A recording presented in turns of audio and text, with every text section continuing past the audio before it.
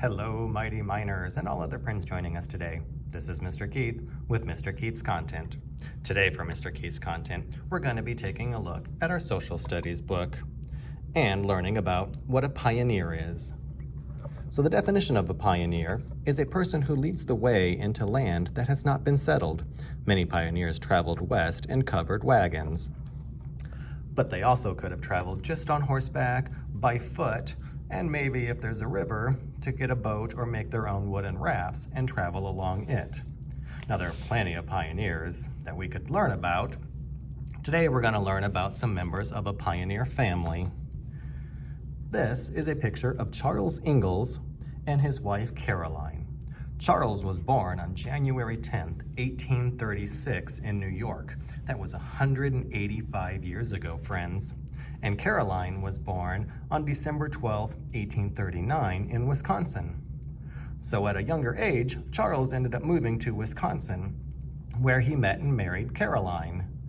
And then from there, they would start to become a pioneer family. So they would travel in something similar to what we see here in this covered wagon. So Charles was a farmer, a carpenter, and a hunter, just to name a couple of the things that he did. Because as a pioneer family, going places where nobody lived, he would have to know how to grow his own food, how to build things, and he would have to know how to hunt for food as well.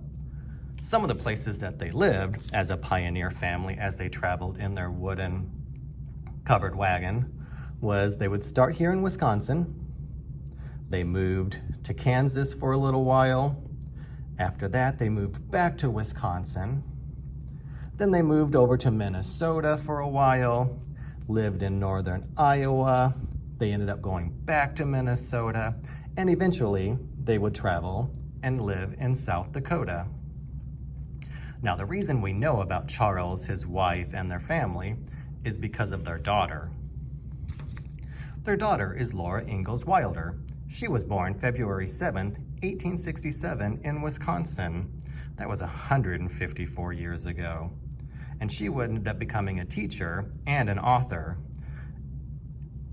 She didn't write her first book, though, until she was 65 years old. And that was with some urging and some help from her daughter, Rose, who was also an author.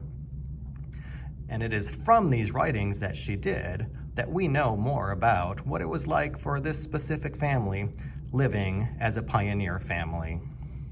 So let's read one of her short stories that she wrote. It's called Winter Days in the Big Woods. Once upon a time, a little girl named Laura lived in the big woods of Wisconsin in a little house made of logs. Laura lived in the little house with her pa, her ma, her big sister Mary, her baby sister Carrie, and their good old bulldog Jack. Winter was coming to the big woods. Soon, the little house would be covered with snow. Pa went hunting every day so that they would have meat during the long, cold winter. Ma, Laura, and Mary gathered potatoes and carrots, beets and turnips, cabbages and onions, and peppers and pumpkins from the garden next to the little house.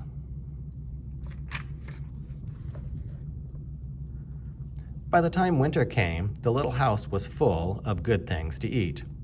Laura and Mary thought the attic was a lovely place to play.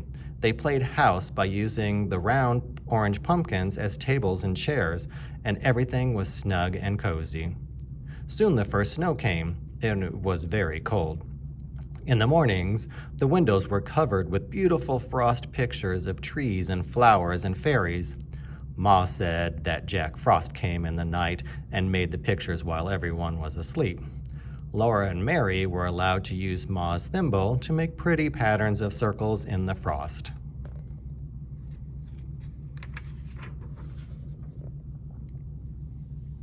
In the mornings, Laura and Mary helped Ma wash the dishes and make the beds. After this was done, Ma began the work that belonged to that day. Each day had its own proper work. Ma would say, wash on Monday, iron on Tuesday, mend on Wednesday, churn on Thursday, clean on Friday, bake on Saturday, rest on Sunday. Laura liked the churning and baking days best of all. Ma had to churn the cream for a long time until it turned into butter. Mary could sometimes churn while Ma rested, but Laura was too little. On Saturdays, when Ma made the bread, Laura and Mary each had a little piece of dough to make into a little loaf. Ma even gave them a bit of cookie dough to make little cookies. After the day's work was done, Ma would sometimes cut out paper dolls for Laura and Mary. She drew their faces on with a pencil and cut dresses, hats, and ribbons out of colored paper so that Mary and Laura could dress their dolls beautifully.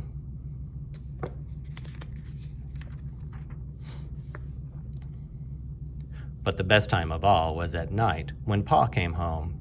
He would throw off his fur cap and coat and mittens and call, "Where's my little half pint of sweet cider half drunk up?" That was Laura because she was so small. Sometimes Pa would take down his fiddle and sing. Pa would keep time with his foot. Laura and Mary would clap their hands to the music when he sang.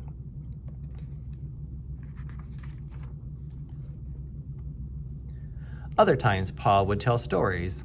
When Laura and Mary begged him for a story, he would take them on his knees and tickle their faces with his long whiskers until they laughed out loud. His eyes were blue and merry. Outside it was cold and snowy, but the little log cabin was snug and cozy. Pa, Ma, Laura, Mary, and baby Carrie were comfortable and happy in their little house in the big woods. So I hope you enjoyed learning about a pioneer family and what it was possibly like living out as a pioneer family. If you like that story, Laura Ingalls Wilder wrote quite a few of them, starting in 1932 all the way till 1953. One of these stories, she even wrote about her husband. Her husband's name was Almanzo Wilder.